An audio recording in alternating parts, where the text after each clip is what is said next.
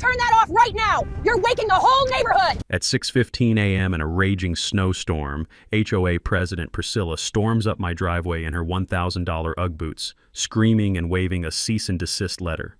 She's threatening $500 daily fines because my snowblower is disturbing the peace on my own property. Total hypocrisy. For 15 years, I've cleared every driveway in this neighborhood, for free. Now this Karen wants to fine me for taking care of my own land? It's 6:15 a.m. on my property, Priscilla. Completely legal. You're just a grumpy old man who doesn't get modern rules. Her words hang in the icy air for 2 seconds. Then it clicks. She just picked a fight with a retired land surveyor. And that road she drove on to deliver this threat? She might want to check who actually owns it. What would you do if your HOA tried this? Drop your state below. Got a Karen story? Here's what you need to know about me. Marcus Kellerman, 58, retired land surveyor who's been clearing snow in this neighborhood since before half these houses existed. This corner lot sits on my grandfather's original farm property, 160 acres of Colorado prairie that he worked until 1987.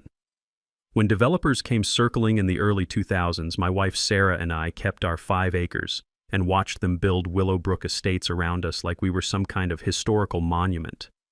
The musty smell of grandfather's old survey maps still fills my basement office, rolled up in metal tubes alongside my professional equipment.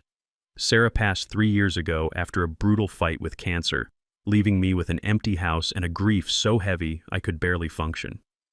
That's when the 6 a.m. snowblowing started, not just therapeutic, but essential. The vibration of the engine through my gloved hands, the crunch of fresh powder under steel-toed boots, the satisfying scrape of metal on concrete became my meditation.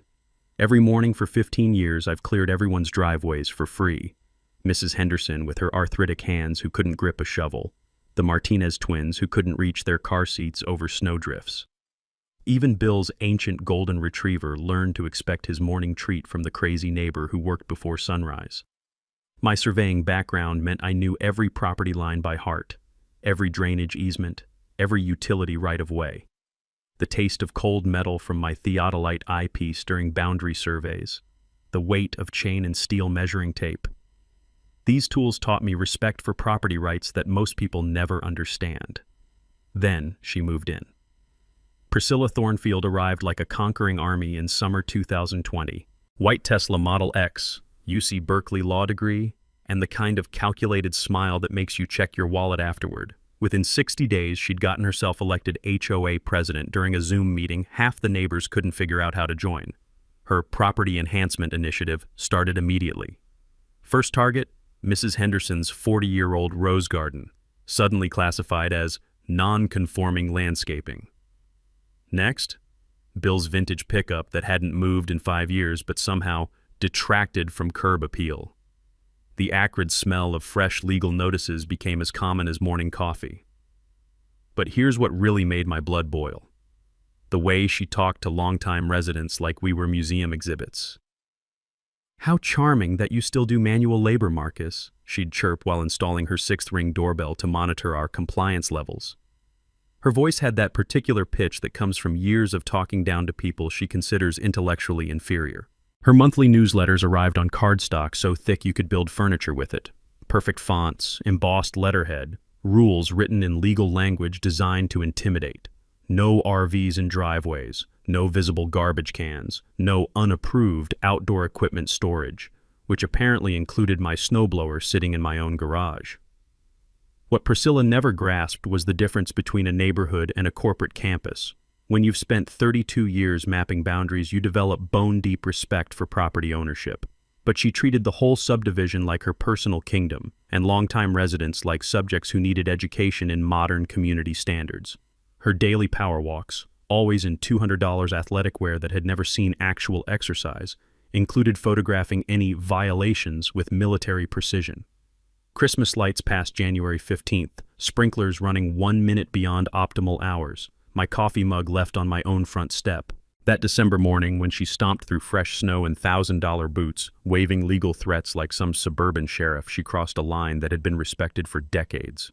Not just my property line, though that was about to become critically important, but the unwritten agreement that neighbors help neighbors without lawyers getting involved. She wanted to teach an old man about modern rules. What she didn't realize was that this old man had spent his career reading the original maps that showed exactly who owned what in this modern community. Priscilla's first move came exactly 48 hours after our driveway confrontation, a formal complaint filed with Jefferson County's Code Enforcement Division. I found the notice stuck to my front door Tuesday morning right next to where I usually set my coffee mug. The official county seal pressed into cream-colored paper, alleging violation of Municipal Ordinance 847.3, excessive noise during restricted hours. According to her complaint, my snowblower constituted a recurring public nuisance that violated the county's 7 a.m. noise restriction. The irony hit me like ice water. She'd filed a noise complaint against equipment designed to help the entire neighborhood. But Priscilla wasn't finished building her case. By Thursday, she'd organized something she called the Peaceful Morning Coalition. Basically her, 2 other California transplants, and Cranky Bill, who'd apparently switched sides after she promised to overlook his vintage truck. They launched a next-door campaign titled Protecting Our Children's Sleep, complete with Ring doorbell footage of my 6:15 a.m. snowblower operation. The comments section exploded into digital warfare. Mrs. Henderson posted photos of her cleared driveway with the caption, "Marcus is a blessing." The Martinez family shared videos of their twins playing safely in snow-free driveways. But Priscilla's coalition fired back with decibel readings, property value studies, and threats to escalate this matter to appropriate authorities. That's when my 32 years of dealing with municipal bureaucracy kicked in. I'd spent decades navigating county planning offices, and I remembered something from my surveying days about noise ordinance exemptions. A quick trip to Jefferson County Planning confirmed what I suspected. Municipal Ordinance 847.3 had fine print that Priscilla's UC Berkeley law degree apparently missed. The 7 a.m. restriction applied only to non-essential recreational activities. Essential property maintenance was specifically protected between 6 a.m. and 10 p.m. under Colorado's Property Maintenance Code. My snowblower wasn't recreational equipment. It was essential winter maintenance, legally protected by the same codes that let roofers start hammering at dawn. Armed with this knowledge, I compiled my response. 15 years of documented community service, photographs of every driveway I'd cleared, and testimony from grateful neighbors. The county dismissed Priscilla's complaint within 24 hours, but not before I noticed something interesting in the subdivision planning files. While pulling municipal records, I'd requested the original plat maps for Willowbrook Estates. Something about Oak Street's documentation looked off. The city classified it as public thoroughfare, but the measurements didn't match grandfather's 1950s farm survey sitting in my basement. That evening, I pulled out his old Leica theodolite, the cold brass familiar under my fingertips as I set up in my front yard. I was supposedly checking my fence line, but actually measuring something far more intriguing. As the precision instrument revealed exact boundary markers, I realized Oak Street wasn't just adjacent to my property. 40 feet of it ran directly across land that had never been sold, condemned, or legally transferred to public use. Every single neighbor had been driving across my private property for 15 years. Just as I was recording the final measurements, Priscilla's Tesla crept past, her phone pressed against the passenger window, obviously photographing my suspicious surveying activity. The irony was delicious. The woman trying to control my property rights was literally trespassing on my land to gather evidence against me. She had no idea she was driving across the very property I was documenting, but her surveillance gave me a perfect photo opportunity of my own. My formal response to the county landed Friday morning like a legal grenade. 8 pages proving my snowblower operation was completely lawful, complete with constitutional property rights precedents and municipal code citations. When the county dismissed her complaint within hours, Priscilla's response was swift and predictable. Saturday's Nextdoor post accused me of weaponizing legal technicalities and intimidating neighbors with surveying equipment. She announced an emergency HOA board meeting to discuss problem neighbor mitigation strategies and declared my property maintenance deliberately hostile to community standards. The smell of battle hung in the December air. That particular mix of diesel exhaust from my snowblower and the expensive perfume Priscilla wore during her daily surveillance walks. She wanted to escalate this into legal warfare, apparently convinced that her law degree trumped my 32 years of property rights experience. Sunday morning, I fired up the snowblower at exactly 7 o'clock a.m., completely legal, but perfectly timed to remind everyone who actually kept this neighborhood functional. As the engine roared to life, I caught sight of Priscilla's silhouette behind designer curtains, rigid with fury at losing round one. She'd started a property rights war with someone who understood property better than she understood neighborhoods. And those measurements I'd been taking were about to turn her morning commute into a very educational experience. Priscilla's emergency HOA board meeting happened Tuesday night, and she'd transformed into a full-scale general preparing for suburban warfare. I wasn't officially invited. Apparently my hostile behavior disqualified me from discussions about my own conduct, but Mrs. Henderson texted me live updates from the back row. Priscilla had prepared a PowerPoint presentation titled Addressing Disruptive Residents' Legal Options and Community Protection. 23 slides. About me. The presentation included photos of my surveying equipment, timestamps of my snowblowing schedule, and what Henderson described as a psychological profile that would make a therapist cringe. Priscilla was suggesting I exhibited concerning antisocial behaviors consistent with grief-related mental health episodes, weaponizing Sarah's death to paint me as an unstable widower who needed community intervention. Her grand proposal? A special HOA assessment of $200 per household to fund a legal defense initiative against my pattern of neighborhood harassment. She wanted every neighbor to pay for lawyers to shut down my snowblowing, but Priscilla had misread the room completely. Mrs. Henderson stood up during public comments and delivered what she later called 40 years of pent-up rage about entitled California transplants. 3 longtime residents followed, pointing out that I'd saved them thousands in snow removal costs. The Martinez family showed up with their twins, who apparently asked, "Where's Mr. Marcus?" every morning when they couldn't find me clearing their driveway. The vote failed 4-3. Not exactly unanimous support, but enough to torpedo her legal fund. That's when Priscilla went for the throat. Wednesday morning brought 2 Jefferson County Sheriff's deputies to my porch, looking uncomfortable and holding paperwork about possible elder abuse and mental health concerns. She'd called Adult Protective Services, claiming my erratic surveying behavior and property obsession suggested dangerous cognitive decline. The audacity left me speechless. But these deputies weren't rookies. They'd clearly seen weaponized wellness checks before. After 15 minutes discussing my military service, professional background, and current mental state, they closed the case with a note that I was clearly competent and functioning independently. As their patrol car pulled away, something clicked in my brain. I'd seen this exact pattern during my surveying career. Newcomers moving into established areas, then discovering inconvenient property realities they couldn't change through intimidation. Usually it involved fence lines or water rights, but the psychology was identical. That evening, I found myself in the basement, spreading grandfather's original survey maps across my workbench for the first time since Sarah's funeral. The yellowed paper felt fragile under my fingertips, decades of Colorado dust motes dancing in the fluorescent light. These weren't just family memorabilia. They were legal documents that predated everything Priscilla thought she understood about this neighborhood. I'd been focused on noise ordinances and HOA bylaws, fighting Priscilla's war on her terms. But as I traced the original property boundaries with my finger, following the precise ink lines grandfather had drawn in 1950, I realized I'd been thinking too small. The western edge of the original farm, the strip where Oak Street now runs, had never actually been sold to the subdivision developers. I remembered grandfather telling stories about keeping the back 40 for family access, but I'd assumed that meant the undeveloped land behind the houses. I was wrong. He'd meant the road.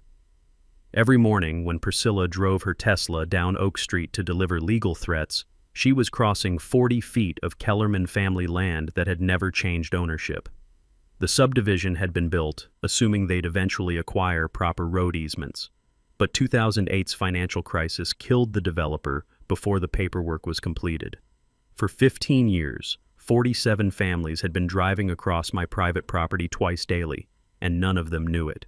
Thursday's certified letter from Hartwell, Morrison & Associates felt like validation. Priscilla had hired a boutique HOA law firm with her own money, demanding I cease all intimidation tactics, including surveying activities and hostile interactions. They threatened restraining orders and civil action for intentional infliction of emotional distress. Reading legal threats while sitting on a property rights goldmine felt surreal. These lawyers were building a case around neighbor disputes and noise complaints, completely unaware they were representing someone who'd been trespassing to file the complaints. Friday evening, I sat in my kitchen with coffee and grandfather's deed. watching Priscilla's headlights sweep across my front window as she returned from another day of building her case against me. The heavy paper felt warm under my fingertips, 70-year-old ink still sharp and legally binding. She thought she was educating an old man about modern community standards. What she'd actually done was give a property rights expert the perfect motivation to dust off some very old, very enforceable legal documents. The war she wanted was about to get much more interesting than noise complaints. Priscilla's desperation reached new heights when I woke up Monday morning to find a Channel 9 news van parked across the street, complete with a perfectly coiffed reporter practicing her lead-in while pointing at my house. She'd actually called the media, on me, for snowblowing. The reporter, Jessica Finley, knocked on my door around 9 a.m. with that particular smile television people use when they smell a David versus Goliath story. The cold morning air carried the diesel exhaust from her news van as she explained her assignment. "Mr. Kellerman, we'd like to hear your side of this HOA dispute that's got the neighborhood divided." I invited her in for coffee, genuinely curious how Priscilla had pitched this. According to Jessica's notes, I was a troubled widower whose grief had manifested as aggressive property maintenance and harassment of young families. Priscilla had painted herself as a concerned community leader, protecting children from my escalating mental health episodes. "Your HOA president seems genuinely worried about community safety," Jessica said, her pen hovering over her notepad. That's when I decided to give her a real story. I pulled out grandfather's 1950 survey map and spread it across my kitchen table, the yellowed paper crackling under the morning light like autumn leaves. The musty scent of old documents filled the room as I traced the property boundaries with my finger. "See this western boundary line? That's where Oak Street runs now." Jessica leaned closer, her media training kicking in as she recognized something bigger than a neighbor squabble. "Are you saying—" "I'm saying 47 families might want to call their title insurance companies." The change in Jessica's expression was immediate, from bored obligation to investigative hunger. She spent 20 minutes photographing the survey maps, asking surprisingly informed questions about easement law. From my surveying days, I remembered that Colorado follows the recorded deed principle. If it's not properly documented and recorded, it doesn't legally exist. When she left, I could see her already crafting a completely different story than the one Priscilla had sold her. But Priscilla wasn't finished escalating. Tuesday afternoon brought her newest creation, a community safety patrol consisting of herself and 2 other California transplants armed with clipboards and measuring tapes. They started by documenting my violations, fence heights, equipment storage, even the placement of my garbage cans. The scratching sound of pencils on paper echoed across the neighborhood as they worked. Mrs. Henderson watched from her kitchen window, shaking her head in disgust. 3 other longtime residents made pointed comments about newcomers with too much time on their hands. But Priscilla's patrol pressed on, convinced they were gathering evidence for some grand legal strategy. The harassment peaked Wednesday when I caught them in my backyard, measuring my garage setbacks without permission. The metallic click of their tape measure rang out as Priscilla explained to her volunteers how unstable individuals exhibit territorial behaviors while literally trespassing on my territory. Something inside me snapped. Not anger, something colder and more determined. Thursday morning, I drove to the Jefferson County Recorder's office with my surveying equipment and 3 decades of property law experience. The familiar smell of aged paper and copying toner filled my nostrils as I requested every document related to Willowbrook Estates development. What I found in those files was better than I'd hoped. Apex Development hadn't just failed to acquire road easements, they'd sold houses with guaranteed permanent access via Oak Street while knowing they didn't own Oak Street. The fraud was documented in bankruptcy filings, incomplete transfer documents, and city planning notes that nobody had bothered to cross-reference. Every homeowner in Willowbrook Estates had been sold property with access rights that legally didn't exist. I spent the afternoon creating a professional boundary exhibit, precise measurements showing Oak Street's location relative to my property lines. The therapeutic precision of technical drawing helped calm the rage building inside me. But Thursday evening delivered the blow I hadn't seen coming. 2 sheriff's deputies appeared at my front door with papers that made my blood run cold, a temporary restraining order. According to Priscilla's sworn testimony, my pattern of surveillance activities and equipment intimidation constituted harassment requiring immediate court intervention. The order prohibited me from conducting surveying activities visible from petitioner's residence, operating power equipment before 8 a.m., or any direct contact with complainant. She'd convinced a judge to ban me from maintaining my own property. "Sir, you understand you can't use that snowblower before 8 a.m. anymore?" the deputy asked, clearly uncomfortable with the absurdity. "Even on my own land?" "According to this court order, that's correct." The taste of injustice was metallic and bitter. As the deputies drove away, I noticed Priscilla's Tesla idling at the end of my driveway, her phone pressed against the passenger window, obviously filming my reaction to her legal victory. Standing there with legal papers in my trembling hands, watching my neighbor document my humiliation from property I'd just proven I owned, I felt something shift inside me. Time to show her what happened when you brought lawyers to a land surveyor fight. The discovery that changed everything happened while I was sitting in my kitchen Friday morning, legally banned from starting my snowblower until 8 a.m., staring at grandfather's deed and feeling utterly defeated. That's when I noticed something I'd missed in 15 years of looking at this document. The property description wasn't just for the 5 acres where my house sits. Hidden in the legal language, buried between heretofore and wherefore, was a phrase that made my coffee grow cold. Accepting and reserving unto grantor perpetual access rights to the western 40-foot strip for agricultural and residential purposes. My hands trembled as I traced the words with my finger.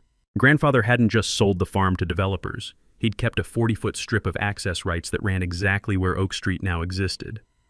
I'd been fighting Priscilla over noise ordinances and HOA bylaws while sitting on a property rights nuclear weapon. The musty smell of old paper filled my nostrils as I spread the deed flat on my kitchen table, studying every word like it was a treasure map. The heavy ink, pressed deep into fiber by a 1950s typewriter, spelled out something that would change 47 families' lives forever. But I needed confirmation. I called Danny Kowalski, my old Army buddy who'd spent 30 years untangling property law messes for ranchers and developers. "Danny, I need you to look at something. Can you meet me this morning?" He arrived within an hour, took one look at the deed, and went absolutely silent for 3 full minutes. When he finally spoke, his voice was barely a whisper. "Jesus Christ, Marcus. Do you understand what this means? Tell me." When Apex Development went bankrupt in 2009, these reserved rights didn't transfer to the homeowners or the city. They reverted to the original landowner. You. That road was built across your private property without compensation, without permission, without any legal easement. The implications hit me like physical blows. Every morning commute, every grocery store run, every trip to school or work. For 15 years, 47 families had been trespassing on Kellerman land twice daily. Danny pulled out his phone and started making calls to the county recorder's office, his voice taking on the excited tone of a lawyer who'd found gold. "I need to see the complete chain of title for Willowbrook Estates subdivision." "Yes, I'll hold." While he waited, I walked to my front window and watched the morning traffic on Oak Street. Priscilla's Tesla cruised past, followed by young families heading to work, elderly neighbors running errands, normal people living normal lives, completely unaware that their road access existed solely at my discretion. "It's confirmed," Danny said, hanging up. "No recorded easement, no condemnation proceedings, no dedication to public use. The city's been maintaining a road they don't own, providing access to houses sold with fraudulent title guarantees." The power of that knowledge felt intoxicating. After weeks of being painted as an unstable old man who didn't understand modern neighborhoods, I was holding legal documents that proved everyone else had been wrong about everything. But Danny's next discovery made my blood pressure spike. I did some background research on your HOA president while I was at it. Priscilla Thornfield has 3 ethical violations on her California law license, all involving property disputes where she deliberately misrepresented ownership issues. She'd done this before, in another state, to other people. Sitting there with grandfather's deed in my hands, watching Priscilla's morning surveillance drive past my window, I felt something fundamental shift in my understanding of this conflict. This wasn't a neighborhood dispute that had gotten out of hand. This was a predator who'd picked the wrong prey. Saturday morning, I woke up with the kind of dangerous clarity that comes from finally holding all the cards in a game you've been losing for months. Danny arrived at 8 a.m. carrying a leather briefcase scarred from 3 decades of property wars. As we spread maps across my dining room table, grandfather's deed, subdivision plats, county records. The weight of what I was about to do settled in my chest like cold lead. "You sure about this, Marcus?" Danny asked, studying my face. "Once you start down this road, there's no backing up. 47 families are going to hate your guts." The question hung in the air like gunpowder smoke. For 15 years, I'd been the neighborhood's unofficial caretaker. Now I was about to become its worst nightmare. "Priscilla made this personal," I said, tracing Oak Street on the survey map. "She wanted to teach me about modern rules. Time for her to learn about old ones."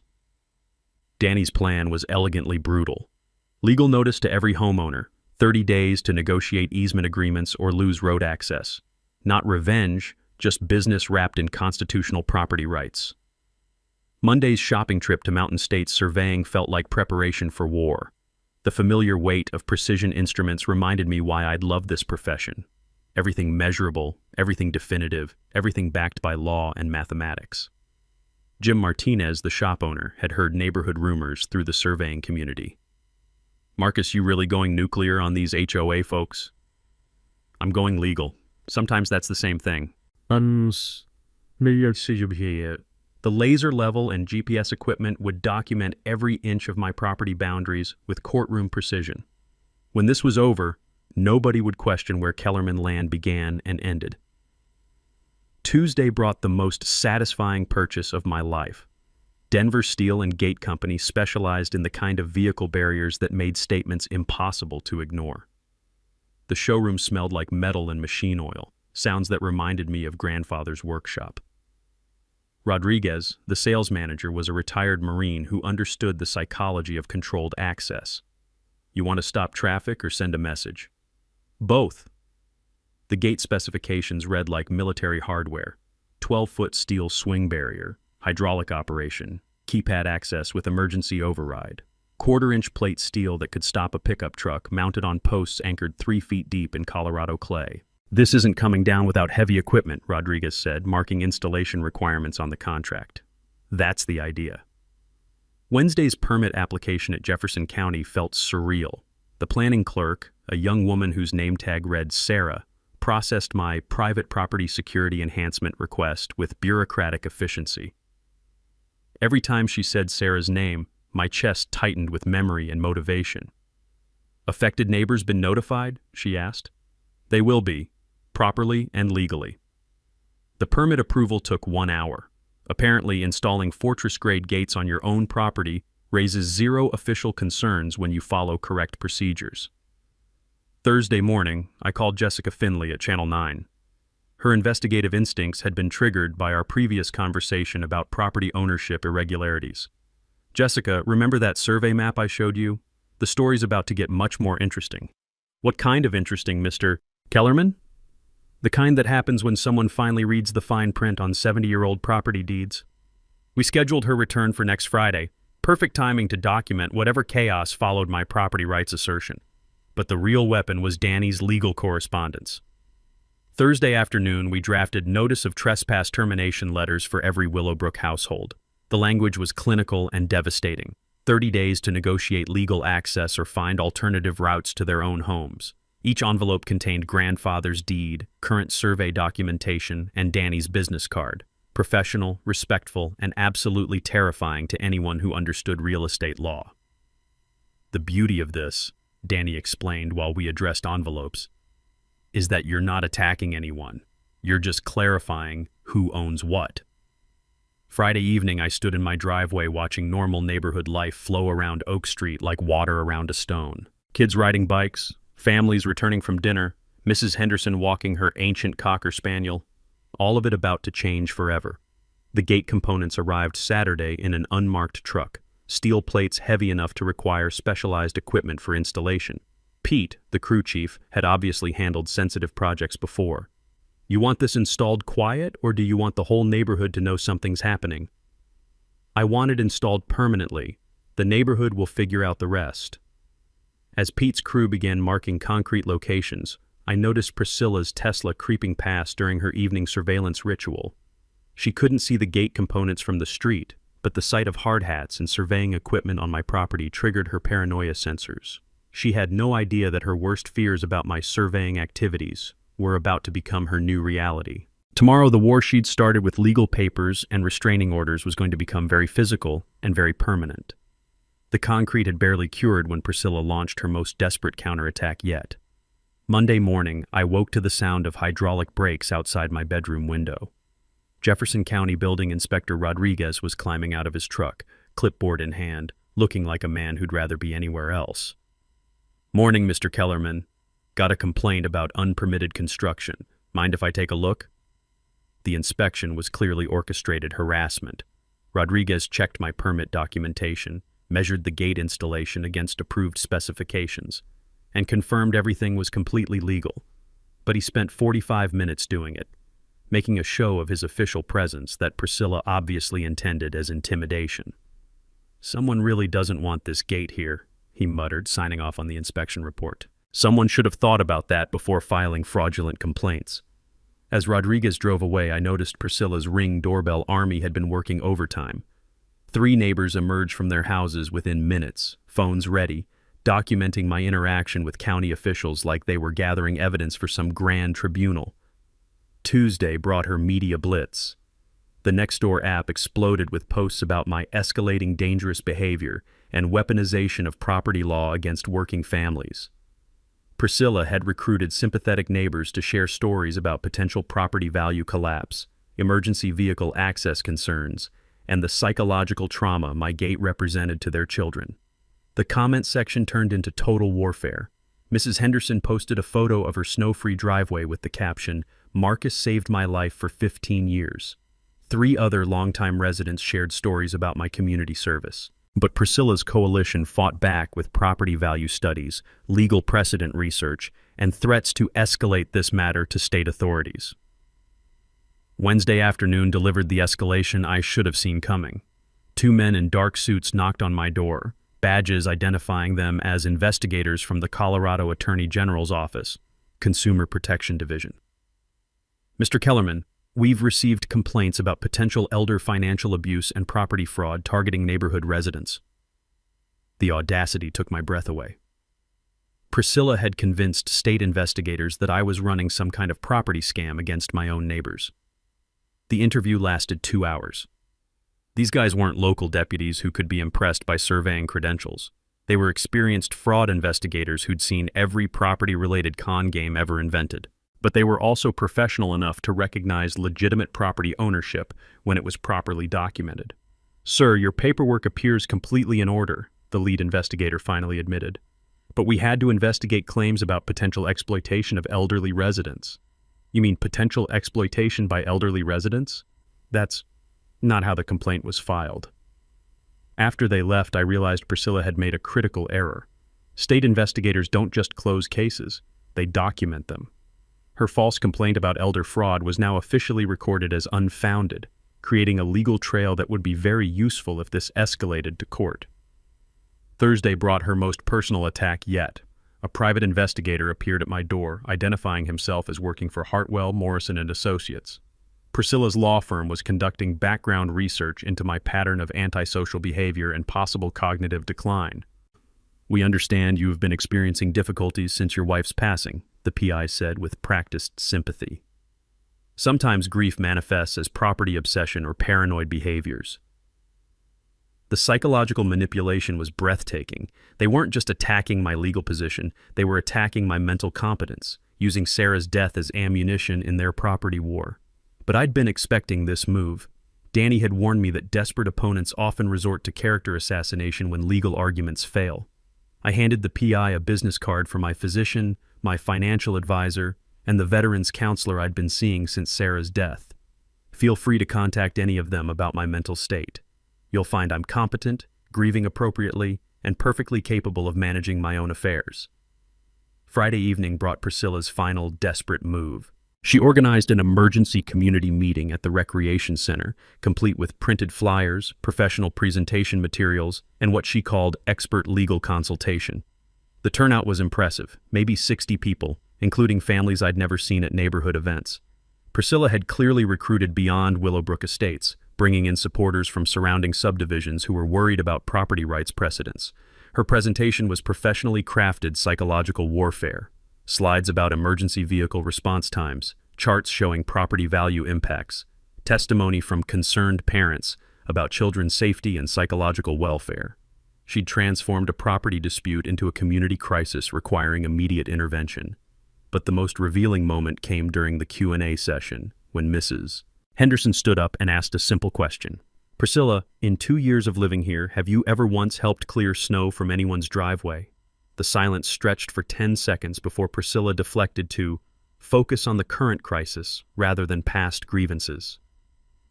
That deflection told everyone exactly what they needed to know about who'd actually been serving this community for the past 15 years. Saturday morning brought Priscilla's most reckless gamble yet. She'd convinced herself that public pressure could override property law. The Emergency Community Action Committee she'd formed overnight included 12 households, 2 city council members she'd somehow recruited, and a local news crew she'd promised exclusive coverage of neighborhood property rights abuse. The smell of fresh printed flyers and the buzz of coordinated activism filled the morning air as her coalition prepared for what she was calling decisive community intervention. I watched from my kitchen window as they assembled in the street, clipboards and cameras ready. Like some suburban version of a civil rights march, the irony was staggering. They were protesting my exercise of actual constitutional rights while standing on property I legally owned. The delegation approached my front door at exactly 10 a.m., clearly choreographed for maximum media impact. Priscilla led the group, flanked by the city council members and followed by concerned-looking parents holding children who'd obviously been coached to look anxious about the steel gate blocking their neighborhood access. "Mr. Kellerman," Councilwoman Patricia Martinez announced through my doorbell camera, "we're here representing the community's concerns about access restrictions that affect public safety and property values." I opened the door but didn't invite them onto my porch. "This is private property. You're welcome to communicate through proper legal channels."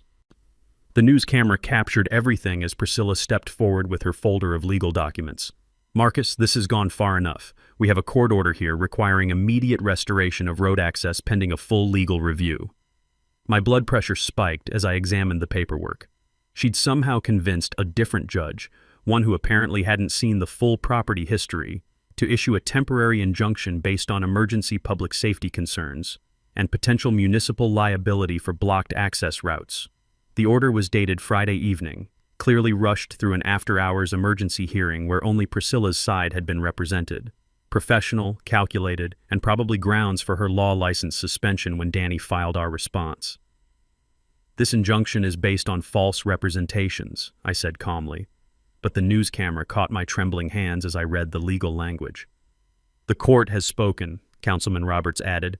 "We need that gate opened immediately while this matter is properly adjudicated." That's when I noticed something that made my surveyor instincts kick into high gear.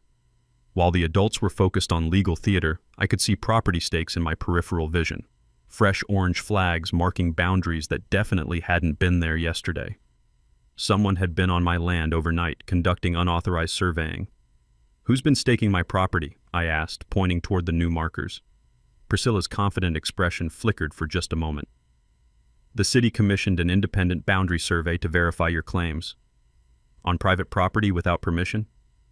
"On disputed property pending legal resolution."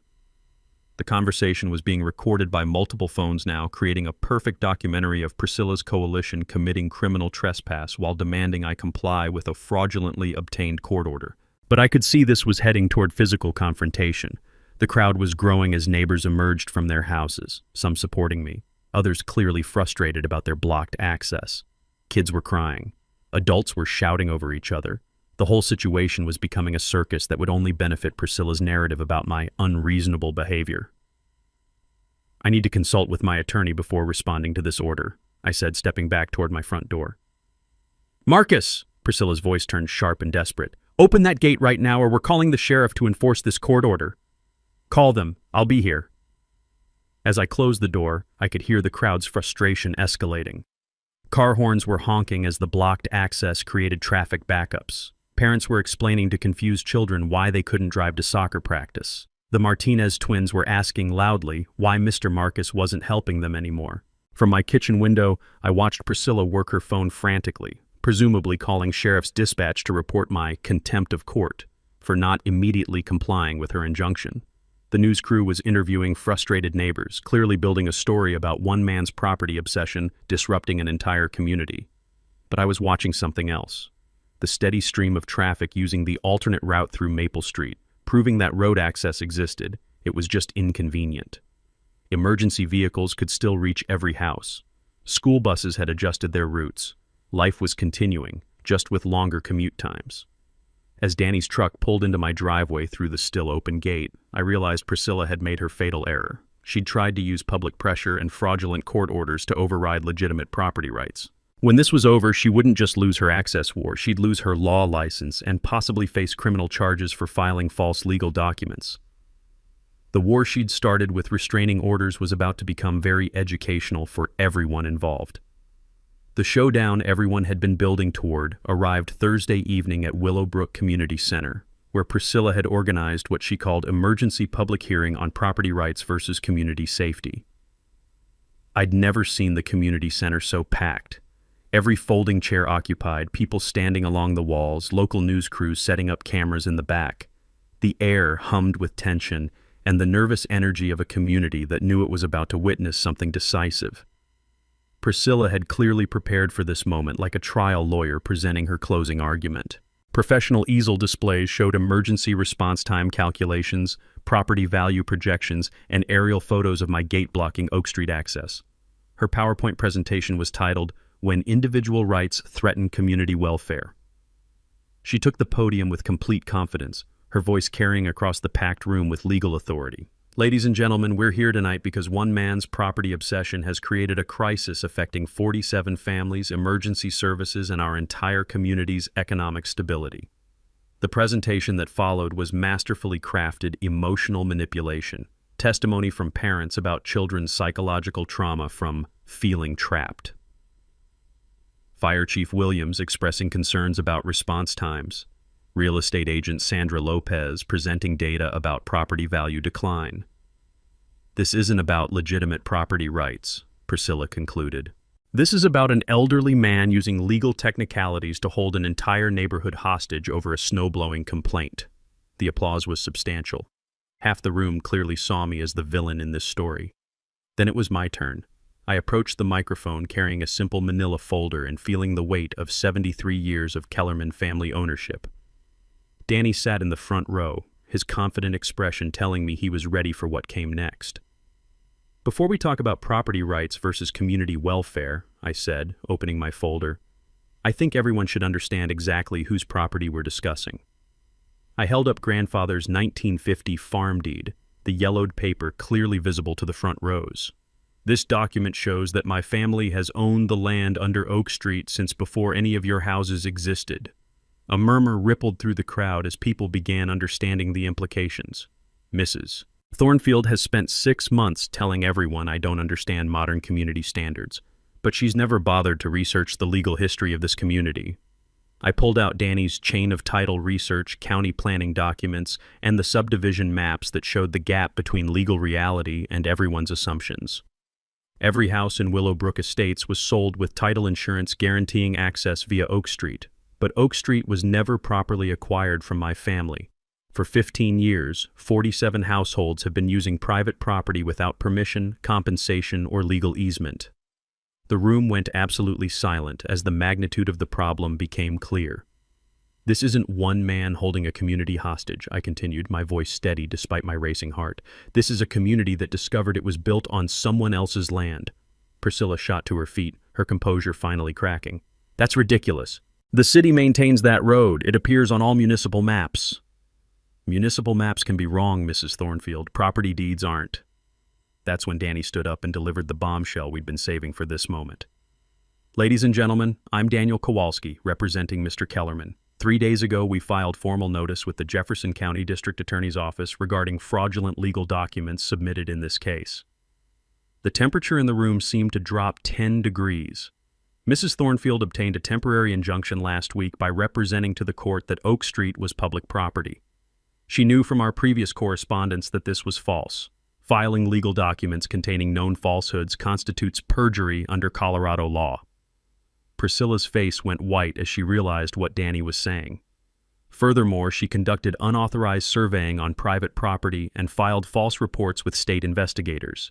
The Attorney General's office has opened a criminal investigation. The news cameras were rolling as Priscilla's carefully constructed case collapsed in real time.